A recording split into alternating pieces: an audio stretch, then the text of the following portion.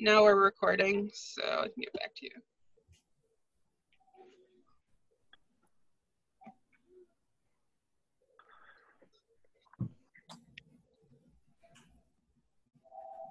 WIIFM, Brian O'Neill, live from Bloomfield, Connecticut.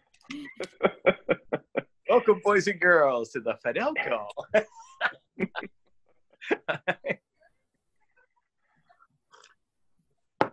Nick, you there?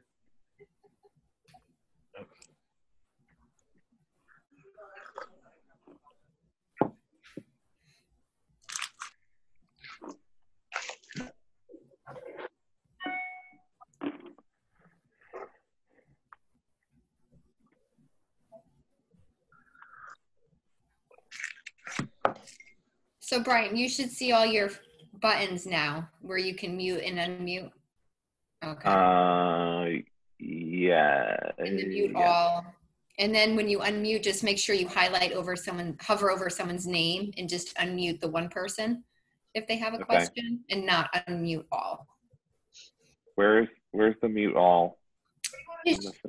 At the bottom of the participants list above the okay, chat. that's right in. Okay, I got it.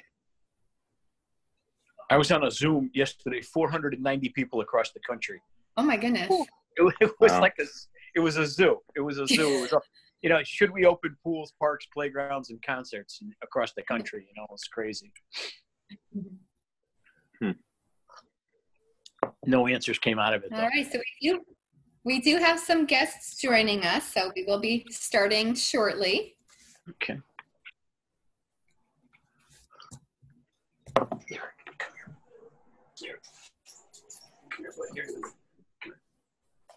Good girl.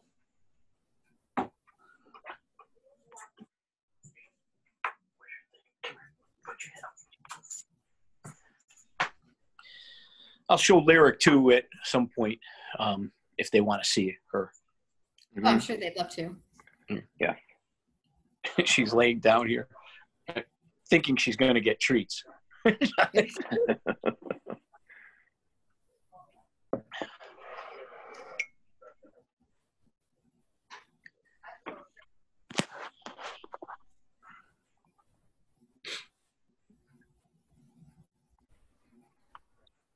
Yeah, Brian, you could give up dog training, you know, yeah. just become a DJ. Yeah, it'd be like a radio personality. Give Renee Danino a run for her money. Yeah, I bet she's fretting really right now. Yes, I'm sure she is. She's a lovely, lovely lady. Yes, she is. Yeah. Full of energy and always willing to help. Yeah, I've said to her she must run on a battery or something because the amount of places before all this happened, she is in many places all at once. She never has a free weekend, it seems. So yeah, she's able to go. Yeah, energized bunny. Yeah, energized bunny. Oh, yeah. Well, when she does our Life Being an Extravaganza, she'll be already stopped at 3 or 4 places before she gets at 5 o'clock at night to our place. It's just crazy. Wow. Yeah, she makes a lot of appearances.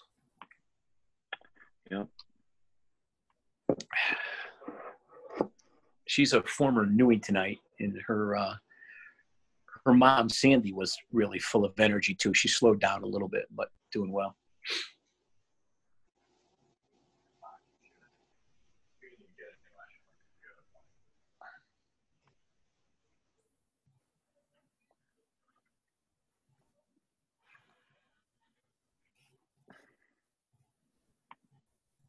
Do you guys know when Fidelco's gonna do a slow opening again or whatever?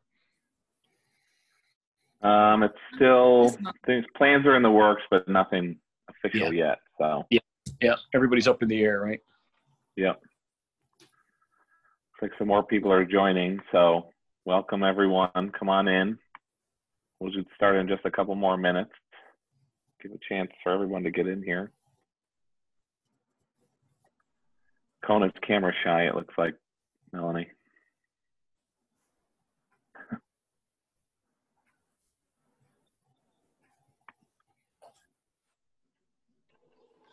She played hard this morning. He's tired. Chase the Jolly Ball around the yard.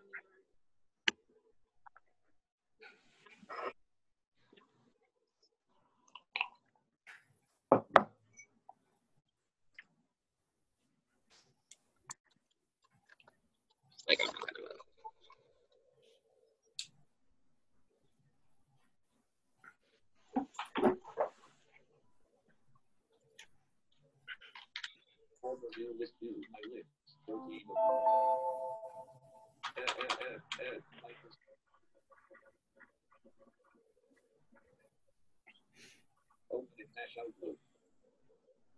I may show them, Bryant, also, I think one of the questions that Trish came up with was, how do you operate at work with the computer or whatever? So I have my computer up. I can show them how it talks and that kind of stuff.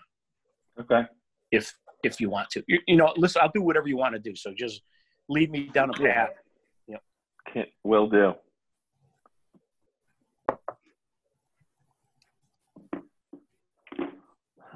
There's maybe just a couple more minutes. We have a few people that are coming on now. It's just a little after 9 o'clock, so give everybody just a little bit more time, just in case there's people coming in.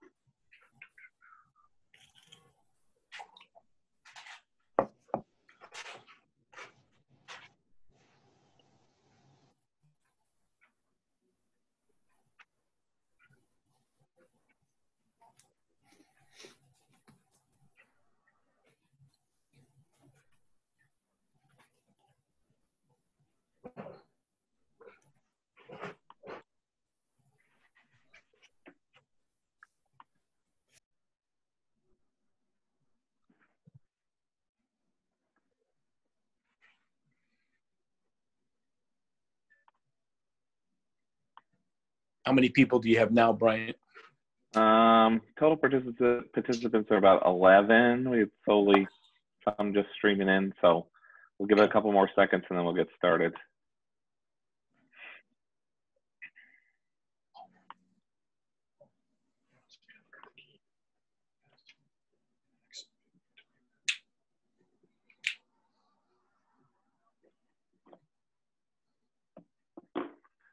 I think we do. I think we need a little music right now while we're waiting, right? You can. Why don't you hit that music? We'll get started now. We'll start like a little bit of a musical introduction here. So you can hit that. Okay, here we go. Welcome to the show. Who let the dogs out?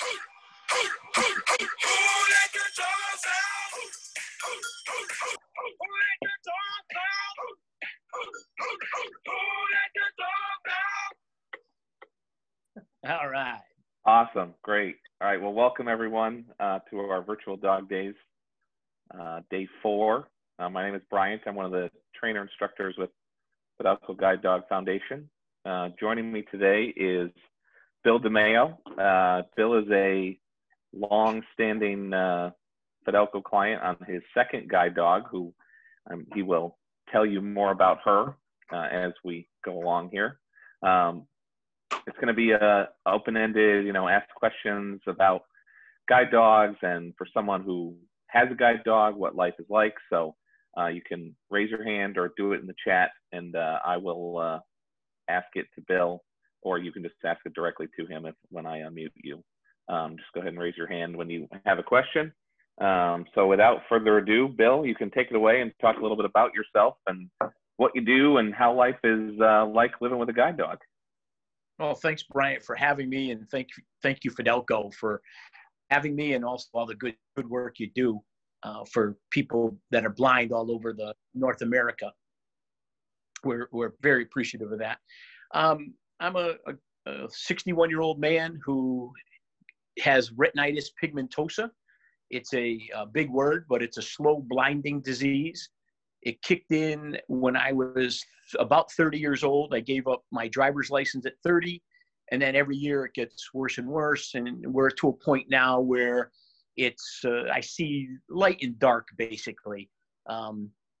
The environment makes a big difference for me. If it's dark, I have a little bit more ability to kind of make things out, and bright sunlight actually irritates my eyes and becomes difficult to do to function. So you got to keep dark glasses on to stop that from posing a problem. I'm a Parks and Recreation director in Newington, Connecticut.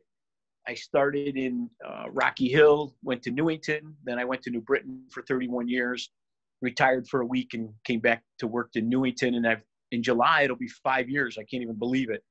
So I've been doing Parks and Recreation stuff for 40 years, graduated from Springfield College in Massachusetts with a Parks and Recreation degree, and enjoy every minute of my job. And what happened was, as my eyesight got worse, you see, when you have retinitis pigmentosa, you have to pretend that you're not blind. So you don't want to be discriminated against. So the doctors have told me, and my bosses, former bosses told me, don't tell anybody you're going blind because they won't give you jobs and they'll discriminate against you. And that pretty much was pretty true. Sad advice, but pretty true.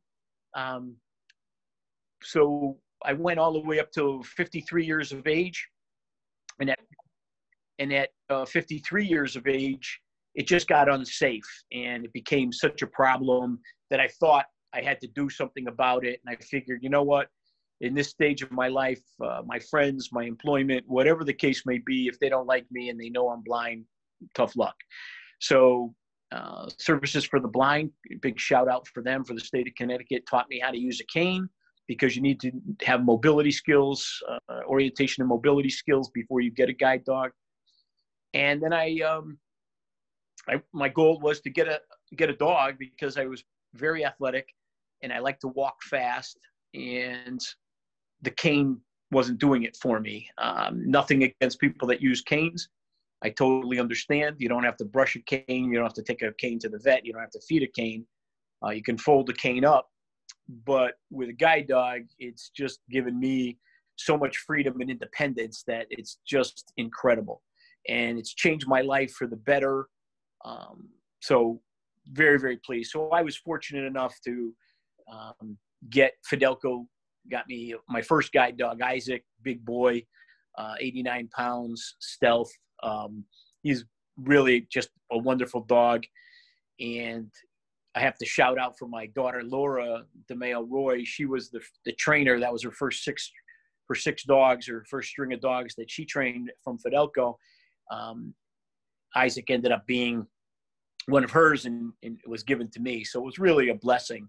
And it was God's hand, no doubt. I'm very, very pleased with Isaac and his performance.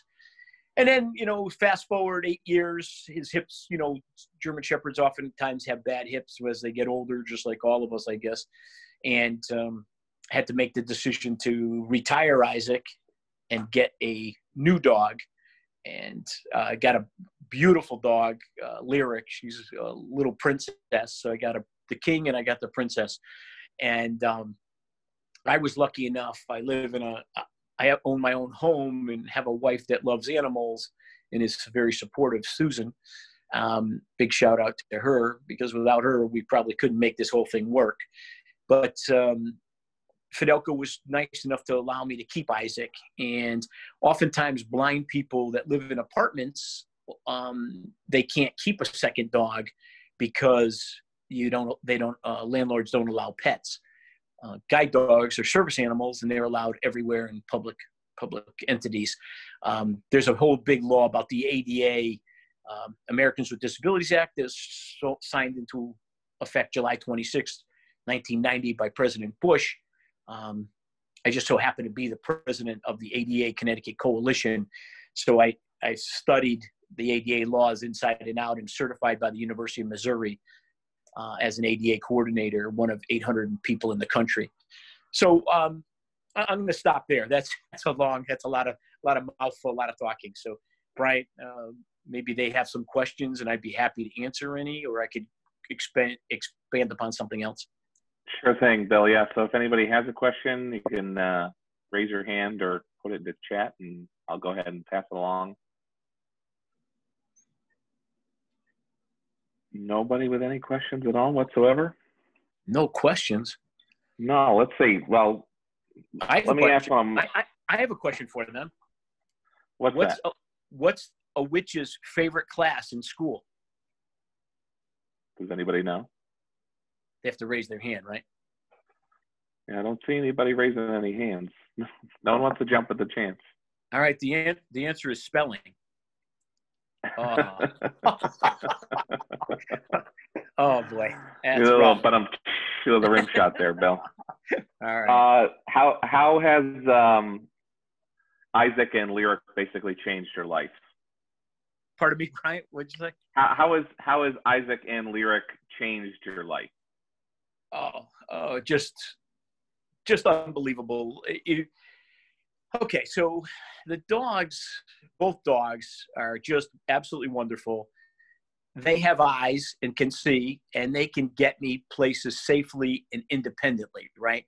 So I can walk to work. I can get on a bus. I can get on an airplane. I can cross the street.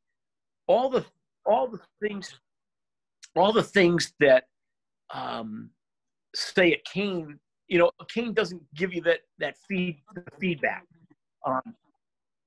It's very rough. Isaac.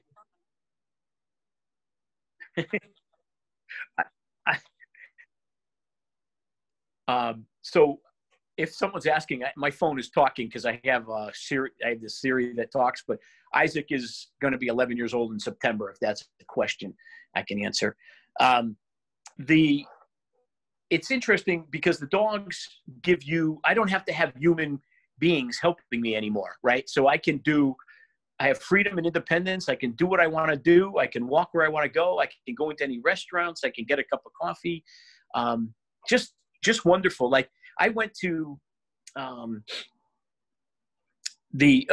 went to an independent blind camp out in the Colorado River area, and it just flew for myself without a human being helping me for the first time with Isaac.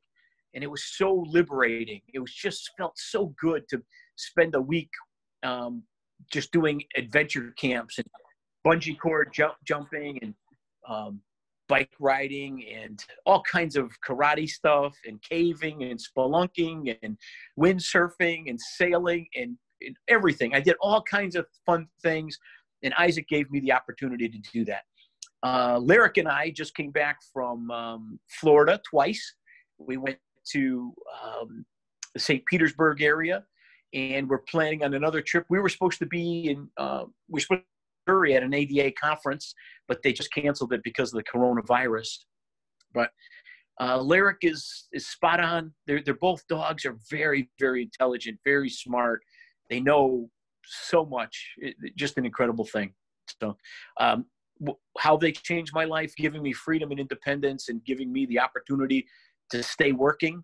I think it's just freedom. And I go to parks, you know, the kids that are listening, you know, if you know what a Parks and Recreation director does, anything that you've ever played in, youth sports like football, lacrosse, soccer, swimming at a pool, summer camps, yoga classes, aerobics, anything like that, music, arts and crafts, after school classes, that's what we organize and run.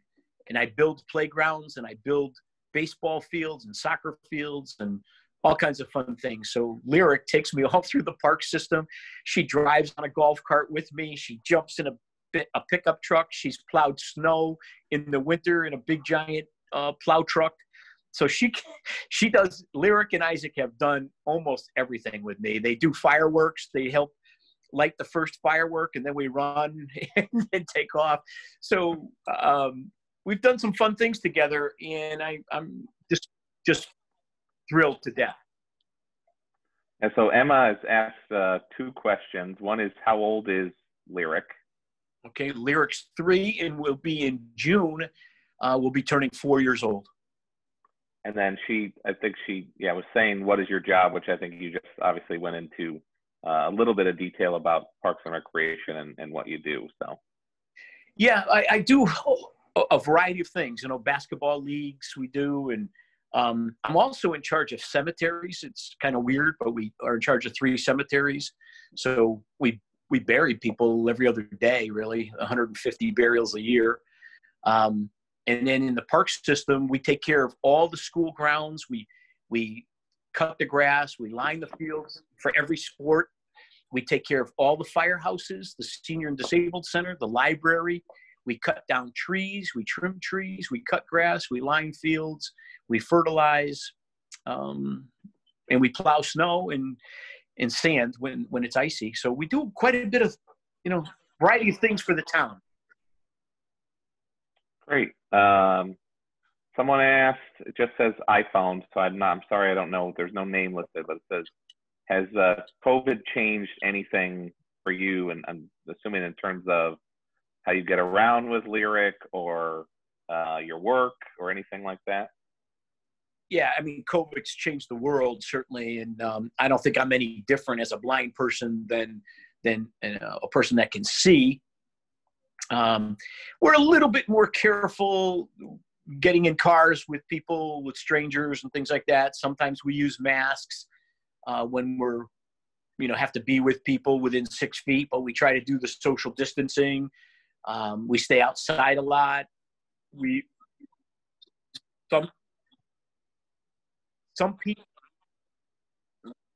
Some people do a variety of things with their dogs, right? You want to brush them, keep them as clean as possible, and you don't want them to be susceptible to anything either, for any bad diseases or anything. So I guess we're just a little bit more cautious is the answer. But people at work, we separate. Some people telecommunicate. Some people, like our secretaries, switch days. Our recreation supervisors come in every 3rd day, and 2 people stay home, 1 person comes in. So that's but that's normal, I think, for every business now, right? If you're working for insurance companies or businesses, a lot of people are working from home. A lot of people are wearing masks when they're together, and they're washing their hands all the time.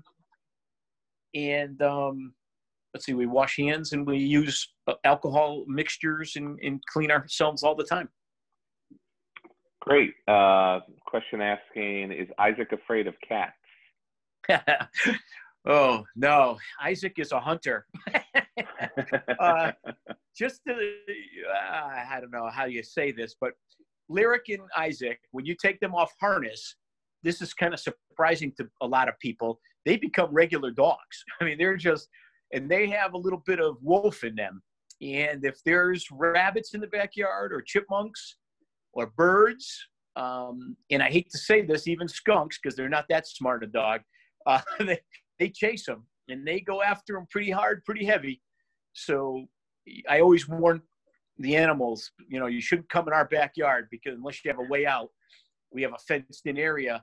You better be able to get out quick, because Lyric and Isaac are pretty attentive to anything that moves. Are they afraid of cats? No, we have a cat at home. They absolutely have fell in love with the cat. The cat gets on her back and rolls into between their legs. They lick the cat. The cat rubs up against both of them. They sleep together. They play together. They chase balls together.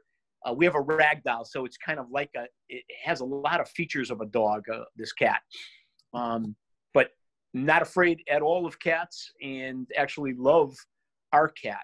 I think outside, just like a regular cat, like a neighborhood cat coming through our backyard, they might have to be quick.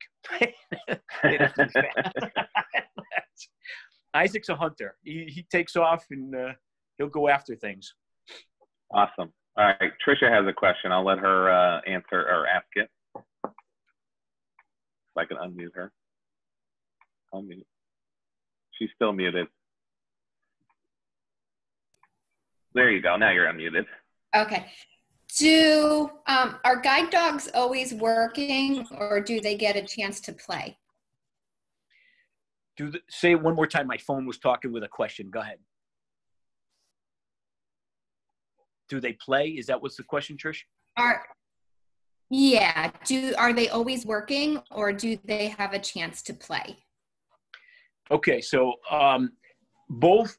Well, first of all, Isaac's retired, so he pops bonbons and enjoys laying on the on the couch. No, Isaac has is off all the time.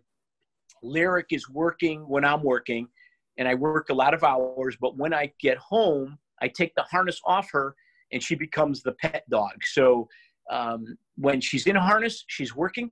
When she's out of harness, she's playing. And we play. I walk about 3 to 4 miles every morning with both dogs. Isaac gets dropped off at about a mile 0.7, 2 miles because of his hips. Get tired. And then I continue another 2 or 3 with Lyric. That's at 5:30 in the morning. And that's just to get some exercise and some fun. Then we throw the ball in the backyard and we have breakfast. And then we go to work, put the harness on, go to work. She stays here. I'm not good at this because I can't see, but I think I could turn this around. Do you see? Am I showing her? Can you see? Yeah, we can see her. Yep, she's lying down right there next to your desk. Okay, does that look like she's working? She's actually working. No. She's in work mode. Yeah. She's such a good dog.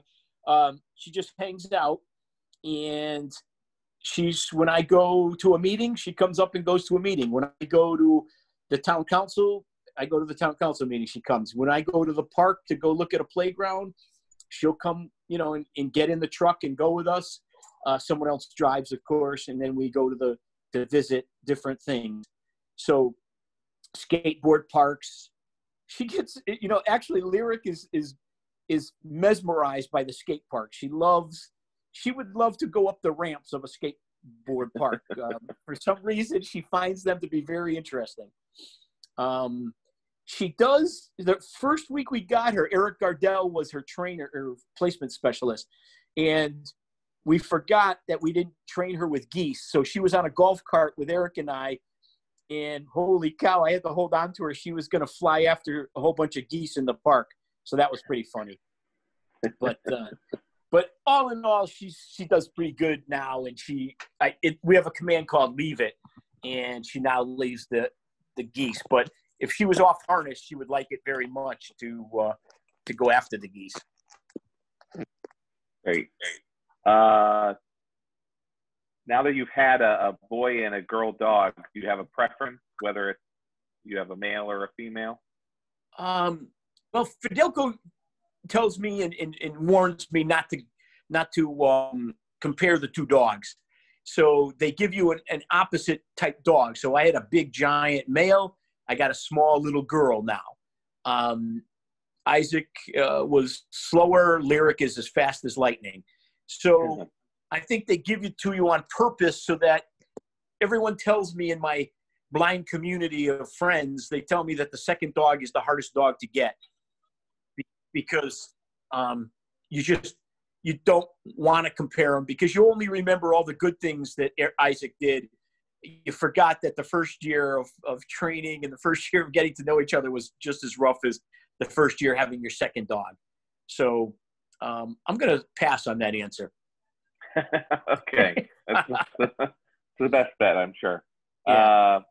So I'm sure you've been asked this before, but how do you know where Lyric poops and how do you pick that up? Yeah, that was the biggest problem, the biggest fear I had before I got a guide dog. I said, how the heck am I going to figure this out? How am I going to do this? And Isaac was trained to go to the bathroom only on the street, any pavement, so parking lots, because I worked in New Britain.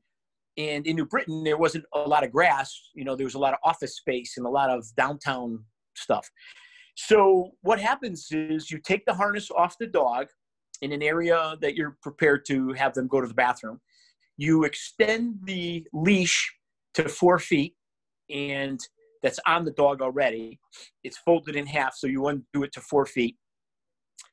The dog circles you approximately 3 times, then stops and hunches its back And when it hunches his back, then I get a baggie out of my pocket, like something that the newspapers come in. And I put my hand inside it. I put my hand on the back of their hump of their back. They go to the bathroom. They move. Isaac moves forward 3 steps. I put my hand straight down from where his hump was, and I touch the poop with the bag. I pick it up, turn it inside out, tie a knot, and throw it in the garbage can. So it's as simple gets. I had the biggest fear that was going to be a problem, and it did not become a problem whatsoever. So it's kind of it's an interesting way, the way they train the dogs. Awesome. Bianca, she raised her hand. She's got a question. Let me unmute her here. Bianca, you can go ahead and ask your question. Are Isaac and Lyric neutered? Yes. They come to blind people fixed, I guess you would call it, and they can't have babies. They're not breeder dogs. Yep. Anybody else with a question? Bianca had asked in the chat, are they retired? But I'm not exactly sure if she meant the dogs or people. 9:26 a.m. Someday I'll be retired. And not working and just enjoying the dogs that way. But honestly, I have such a great situation here. I have a community center that I'm in charge of. So, when I feel like Lyric needs a little bit of stress relieving, we go into the gymnasium if it's raining out, and we'll throw a ball or a toy in the gym, and they go crazy in there. They go crazy in the hallways. We have a great situation here. The dogs are loved by everyone that I work with. In New Britain, people used to say, "Good morning, Isaac." "Oh yeah, and you too, Bill." So everyone loves the dog. The dog is a social icebreaker. And I guess, Brian, if there's no other questions, I'll just touch base on 4 things that I underestimated with the guide dog. And it's CSSI is the letters I use. One is companionship. I totally underestimated what a companion this dog is. It's really changed my life in regards to having a friend, right? This friend is with me 24/7 within 4 feet of me my whole life. So if I go to the bathroom or into the shower, the dog just lays right next to me. It's just unbelievable. So companionship, I underestimated. Security, totally underestimated security. When a blind person uses a cane, every day in the year across the country, a blind person is hit over the head and their wallet is stolen. When you have a German Shepherd by your side, it's a whole different ballgame. So it's like the bubonic plague, where everybody moves. The Red River opens up and the sidewalk opens. People move to the side and get out of your way. And I love that feeling. So I love a German Shepherd by my side as a blind person. So underestimated the security aspect. The other S stands for sociability. When I had a cane, I would sit in the doctor's office and people would literally get up and move away from me. The next year I went to the same doctor, same office waiting room with Isaac, and people were starting to talk to me again. They started saying, "Oh my God, I have a fat dog. I have a skinny dog. I got a smart dog." Whatever the case may be, they were talking to me again. And I'm a social person. So being able to have that sociability, I totally underestimated that. Everybody wants to talk to me about dogs, and I love it. And then lastly, the I stands for intelligent disobedience. And this might fascinate some of the listeners today. When I tell the dog to do something, so I have a name and then I have a command. So I say, Lyric, forward, and she'll start walking forward. Well, if she stops, I'll say forward, and she won't go. And she's smarter than me. She sees better than I do, and she knows there's something in the way. So what I'm taught to do is I put my foot forward and feel if there's something in the way. No hole, no nothing. Okay. Then I wave my hand at waist level. Nothing there either. I wonder what she sees. And then I check my head and I wave my head over my hand over my head. And they're even trained to stop for low branches or flags or something that's going to hit my head, which a cane does not do that. A cane only shows you what's in front of you from your knees down. So the dog has intelligent disobedience. And so one day when I had Isaac, I'm walking on Willard Avenue and he would go, and it was my first time with him. And I said, Isaac, forward. And I'm starting to get mad and I couldn't do it. I waved at all three places. I couldn't figure out anything. I took 2 steps forward ahead of the dog and I dropped about 2 feet into a giant puddle of water. The MDC had a water break and there was probably a pond about 10 feet by 10 feet. And Isaac looked at me and he goes, hey, idiot, I told you not to go forward. So it's really funny that you have to really, I think Tommy always tells, Tommy is the head of the trainers at Fidelco, and he always says to me, Bill, trust the dog. Just trust the dog. And absolutely. I always remember that. Peter, the Fidelco trainer, I was on a stage at the motorcycle run for Fidelco, and he said, don't overwalk the dog or you'll end up off the stage. So you always have to trust the dog. If the dog stops, I'm stopping. I've got that in my head right now. Awesome. Well, Joanne asked, if the dog isn't feeling well, how can you tell? They have a way of telling, like they're slow, lethargic. Sometimes they throw up. They might have diarrhea, so bathroom, those are indicators. If they don't eat, that's another indicator. My wife helps me too if there's something like on the dog of some reason, itchy, scratchy, that kind of thing. But I feel the dog. The dog is trained by the puppy raisers to do, to let them allow you to touch them anywhere in their body. As they speak to puppy raisers, let me just big shout out to Linda Manning and Art Williams, Isaac's puppy raisers, and just unbelievable people. All the puppy raisers, you do God's work, and blind people are so thankful for every day that you exist. And if the young kids out there want their families to have a puppy raiser, I know Fidelco could always use puppy raisers. Eric Gardell's in charge of puppy raising over there at Fidelco. Just call him, and you would be doing God's work, and you would help a blind person the rest of their lives. So I encourage puppy raising.